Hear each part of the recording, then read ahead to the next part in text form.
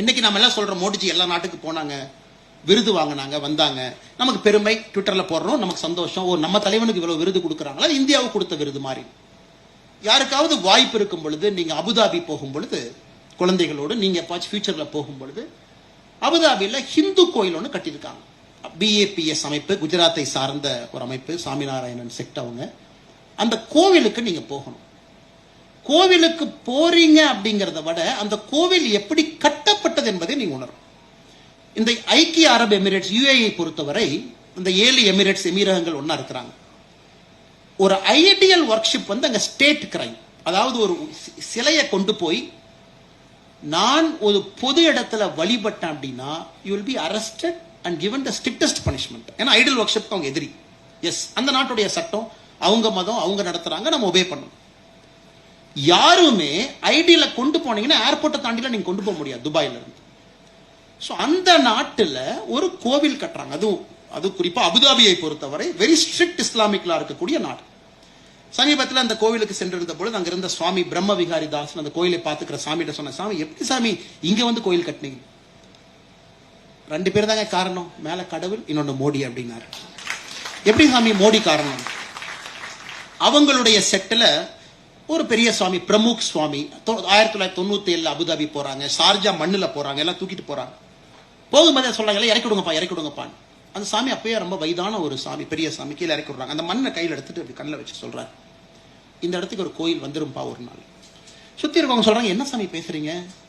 இது ஒரு இஸ்லாமிக் நாடு, கடுமையான ஷரியாலா இருக்கக்கூடிய ஒரு நாடு, சிலையே உள்ள கொண்டு வர முடியாது. எப்படி நமக்கு ஒரு மனுஷன் வருவான், எல்லாம் பொறுமையா இருக்கு, அவன் கோயில் கட்டுவான். 97 சொன்னதை அந்த கோயிலுக்குள்ள போனீங்கன்னா வீடியோ போட்டு காட்டுவாங்க. ஏதோ நம்ம போனதுக்காக ஒரு ஸ்டோரியை கிரியேட் பண்ணி சொல்லிட்டாங்க. அந்த சுவாமி சொன்னது ஒரு டிவோட்டி வீடியோ எடுத்து அந்த எக்ஸ்பீரியன்ஸ் சென்டருக்கு போகும்போது அந்த வீடியோ நீங்க பாப்பீங்க. ஒரு மனுஷன் வருவான், பொறுமையா இருங்க, he will build it. அதன் பிறகு நரேந்திர மோடி அவர்கள் வர்றாங்க, இந்தியாவுடைய தலைவராக, பிரதமராக நட்பை உருவாக்குறாங்க ஷேக் சயீத் அவங்களோட, அங்க இருக்கக்கூடிய அதிபரோட. அப்ப இந்த BAPS போய் நைசா போய் அந்த ராஜாட்ட போய் கொடுக்குறாங்க. ராஜா, எங்களுக்கு தெரியும் நீங்க வந்து இஸ்லாமிய நாடுன்னு எங்களுக்கு தெரியும், எதையுமே அனுமதிக்க மாட்டீங்கன்னு தெரியும். எங்களுடைய அன்பான வேண்டுகோள், இந்த ஊர்ல 10 பேர் இருக்காங்கன்னா 2.5 பேர் தான் உள்நாட்டுக்காரங்க இருக்கீங்க, 7.5 பேர் வெளிநாட்டுக்காரங்க இருக்காங்க. அது எங்க நாட்டில இருந்து 3.5 பேர் நாங்க இருக்கோம், 2.5 பேர் நீங்க இருக்கீங்க. அதுவும் பாருங்க, அந்த நாட்டில் இருக்கக்கூடிய எமிரேட்டியே மைனாரிட்டி. 10 எமிராட்டி இருக்காங்கன்னா 10 மக்கள் இருக்காங்கன்னா 2.5 பேர் தான் எமிராட்டி. அதுல அந்த ராஜாவை நீங்க கன்வின்ஸ் பண்ணும். பாருங்க, ஒரு அப்ளிகேஷனை கொடுக்குறாங்க, ராஜா வாங்கிக்கிறாரு, வச்சுக்கிறாரு. சரி ரைட்டு பார்ப்பாங்க, கண்டிப்பா யோசிக்கிறாங்க. மோடிஜி 2014 போறாங்க, ஃபர்ஸ்ட் விசிட் போறாங்க, ஃபர்ஸ்ட் டேர்ம்ல போறாங்க, முதல் வருஷம் போறாங்க. அப்ப இந்த சாமி எல்லாம் பார்க்கும் பொழுது மோடிஜி அந்த UAE எமிரேட்ஸ் அறிமுகப்படுத்துறார் ஷேக் ஜயீத் அவங்கள. மை பிரதர் மீட் ஹிம் அப்படிங்கிறார், என்னுடைய சகோதரன், அவரை பாருங்க. அப்ப இந்த சாமிக்கு லைட்டா ஒரு நம்பிக்கை வருது, சகோதரன் சொல்றாங்க, உண்மையாலுமே நடந்துட மாட்டிருக்கு. அது நம்ம 97 பிரமுக் சாமி சொன்ன மனிதர் இவர் தான் இருக்கு. 2 ஆண்டுகள்ல 2017 வரைக்கும் அப்படியே கொண்டு போறாங்க. கோவிட் அப்ப நாம செய்யக்கூடிய வேலை எல்லாம் 2017 மறுபடியும் அப்ளிகேஷன் கொடுக்குறாங்க. இது ரொம்ப முக்கியங்க, அதுக்காக தான் நான் நேரம் எடுத்து சொல்றேன். கோவிட்ல அவங்க செய்யக்கூடிய வேலையை பார்த்து அந்த ஷேக் சயீத் அவர்களுக்கு, அந்த மன்னருக்கு ஆச்சரியம். நாமெல்லாம் சோசியல் டிஸ்டன்சிங்கிறோம், இவங்க சாப்பாடு எடுத்துட்டு வீதியில வந்து அவங்க ஊருக்காரங்கள்ல எமிரேட்ஸி நம்ம சகோதரர்களுக்கு சாப்பாடு கொடுக்குறாங்களே, நம்ம கிட்ட நிக்கிறாங்களே, மாஸ்க் இவ்வளவு ரிஸ்க் எடுக்கிறாங்களே அவங்கெல்லாம்.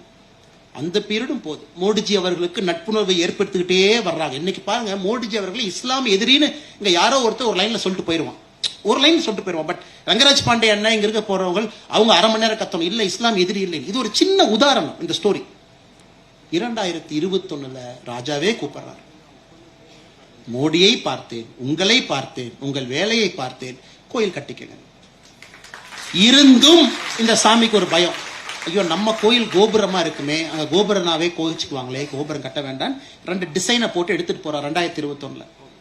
ஒரு டிசைன் வந்து கோவில் கோபுரங்கள் நம்ம கோபுரமா, இன்னொரு டிசைன் வந்து ஒரு பெரிய சிலிண்ட்ரிக்கல் பில்டிங்குள்ள கோவில், வெளியிருந்து பார்த்தா அது கோயில் மாதிரி இருக்காது. உடனே மோடிஜியும் ஷேக் ஜயீத் அவங்களும் இருக்கும் பொழுது அந்த 2 அப்ளிகேஷன் எடுத்துட்டு போய் கொடுக்குறாரு. மோடிஜி கூப்பிடுறாரு, வாங்க அப்படின்னு, பிரசிடென்ஷியல் பேலஸ்ல மோடிஜியினுடைய மறுபடியும் அரசு பயணத்துல. அப்ப அவர் சொல்றாரு, சார் நீங்க 2 பேரை பார்த்து செலக்ட் பண்ணி ஒரு டிசைன் கொடுத்தா, எது கொடுத்தாலும் எங்களுக்கு சந்தோஷம், கோயில் மாதிரி கொடுத்தாலும் நாங்க கட்டிக்கிறோம் சந்தோஷமா, கோவில் வேண்டாம்னு நினைச்சீங்கன்னா ஒரு சிலிண்ட்ரிக்கல் கொடுங்க, உள்ள கோயில் கட்டிக்கிறோம், வெளியும் தெரியாது. உடனே மோடிஜி ராஜா அவங்ககிட்ட ஒரு நிமிஷம் பேசுறாங்க. அதன் பிறகு ஷேக் ஜயீத் சொல்றாங்க, கோவில் என்றால் அது கோவிலை போல் பார்ப்பதற்கு இருக்க வேண்டும், அதனால கோவில் கட்டணும்.